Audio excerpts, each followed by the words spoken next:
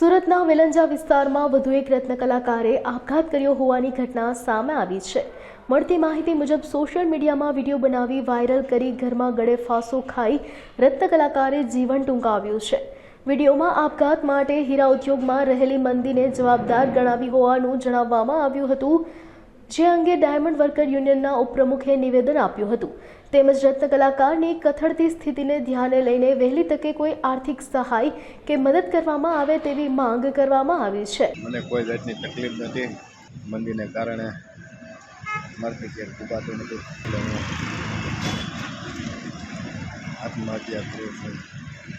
મારા બાળ બચ્ચાનું ધ્યાન રાખજો, મંદીના કારણે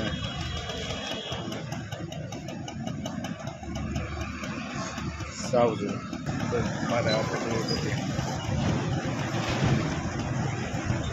મારું નામ છે Bhavesh Tak, diamond worker union vice president. આજે સવારમાં જ મારા મોબાઈલની અંદર કોઈ રત્ન કલાકારે મોબાઈલમાં વિડીયો મોકલેલો, વિડીયોની અંદર સાંભળેલું એ રત્ન કલાકાર જે સ્પષ્ટ કહી રહ્યો છે કે મંદીના કારણે હું આત્મહત્યા કરું છું। આની પહેલાં અમે ગુજરાત સરકારને એક લિસ્ટ આપેલું છે, એની અંદર 63 રત્ન કલાકારોનો ઉલ્લેખ છે। ત્યારબાદ 2 રત્ન કલાકારોએ આત્મહત્યા કરી, આ 65 રત્ન કલાકાર થયા છે।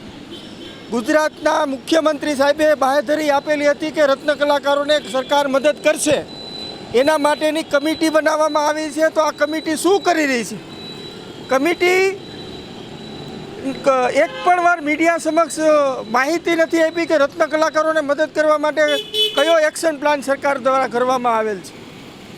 અમારી જે માંગણીઓ છે એ માંગણીઓ ક્યારે પૂરી કરવામાં આવશે? આંકડા સતત વધી રહ્યા છે। માલિકોને પણ કહેવામાં આવે કે ઉચ્ચ સ્તરીય સમિતિ સરકાર દ્વારા માલિકોને પણ દબાણ ઊભું કરવામાં આવે કે ભાવ વધારો કરવામાં આવે। મંદીની અંદર આજે ગંભીર પરિસ્થિતિનું નિર્માણ છે, ગંભીર પરિસ્થિતિના કારણે આ લોકો આત્મહત્યા કરી રહ્યા છે। ત્યારે અમારી એટલી જ માંગણી છે કે રત્ન કલાકારોને સરકાર તાત્કાલિક મદદ કરે, અમારી માંગણીઓનો સંતોષકારક જવાબ આપે અને કારીગરોના પગાર અને વેતનમાં વધારો કરવામાં આવે। નહીંતર આ આંકડો ક્યાં પહોંચશે એનું કોઈ જ હું કે તમે કોઈ અંદાજો નહીં લગાવી શકે।